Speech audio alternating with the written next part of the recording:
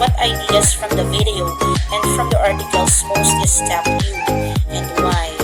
So upon watching the video and upon reading the articles,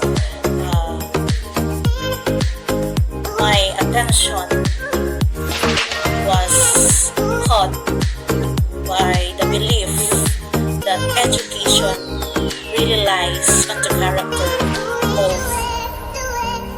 the teacher. Good morning. This is Mr. Espalias, your training lead, welcoming you to day 1. Let me set the tone on all of the activities ahead of us in Module 1. Well, it's not easy for me, so I'm proud of my first post. It's really difficult for me since this is my first time here. It's gonna what?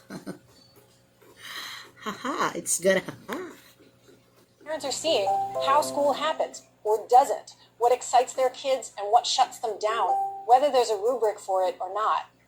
And we're watching our kids learn empathy and balance and time management and tree climbing and introspection and the value of a little bit of boredom. We can keep parents engaged beyond bake sales. We can take this time and ask parents what they and their kids need. Ask again. Ask in every language. Ask the parents who haven't been able to engage with their Oh my god, I found it hard to answer this activity. Maybe I just don't know how to post it because this is a recording activity. I made the first one, but this one I found it hard. But then I guess after 30 minutes I was able to finish this. Plus I have a conflict schedule. I have quiz in my class oral communication in context. I'm also done with some of the responses to some work or to others work, I mean. Helping my students. My god. This is it. This is the reality. See? This is the reality of working from home. Sometimes you don't know which one is to be given priority. Good. I'm trying to look for my output. Where is it? This one. Let me play. Good morning to everyone. So here is my answer for the next 2 questions. First, what are the most pressing concerns of your students and their families which have been affecting their schooling? So I think the mere concerns of our students of today, especially I am teaching in public school, is the limited access to education. Limited access in a way that they need to use the blended learning, the use of internet or the online learning and the modular learning. We all know that not all families can afford the internet in their homes, so it's a big problem. And aside from that, learners still want the face-to-face learning that they used to do before. They are still needing the explanation of the teachers. They are still needing the active participation of teachers in the learning process in a way that in a moment they can approach what is to be done in their activities or how they are going to do those activities and assessments as well. It's number 1. There are flaws, but Now for the second question, what ideas from the video and from the articles most stuck you and why? So upon watching the video and upon reading the articles,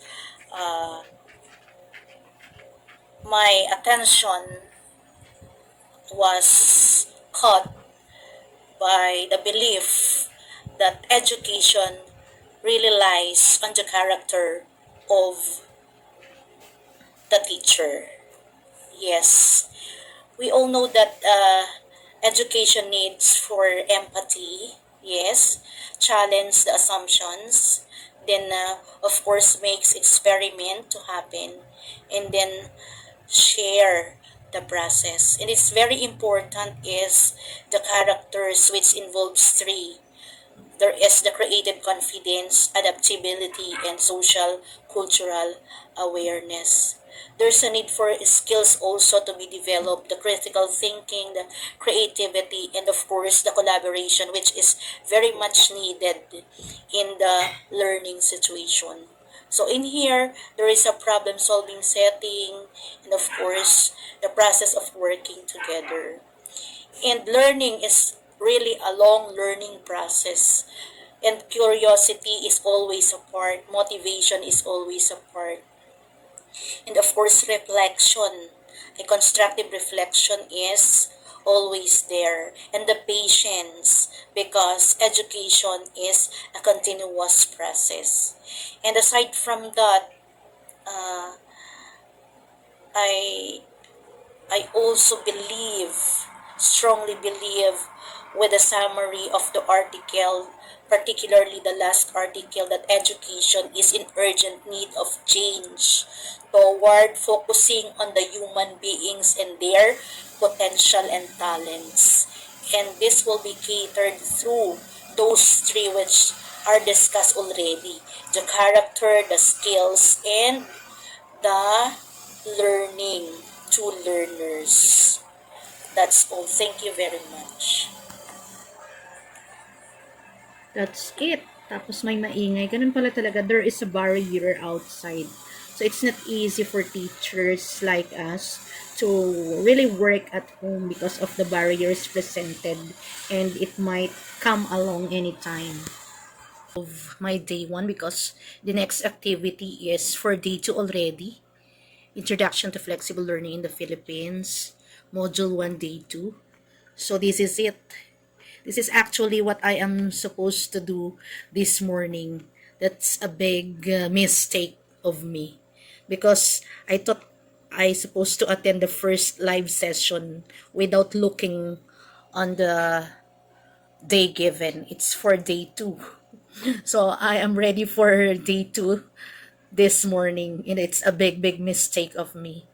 So this is for tomorrow. Attend the first live session, evaluate the speakers of the live session, and do a picture puzzle. So this is it. Okay, it's 9 o'clock. So I need to take note of these, 9 to 11 a.m. It will start at 9 a.m. but expected to be on Zoom at 8:50 a.m. And the speakers are Mr. Jag Garcia and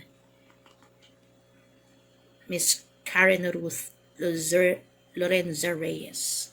So that's the end of my day 1 attending this Flexi Educate. Thank you so much. 17% complete. How many percent more? Ayaw talaga ng numbers.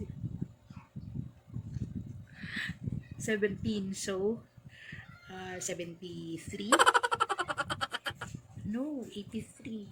83, 90. 100.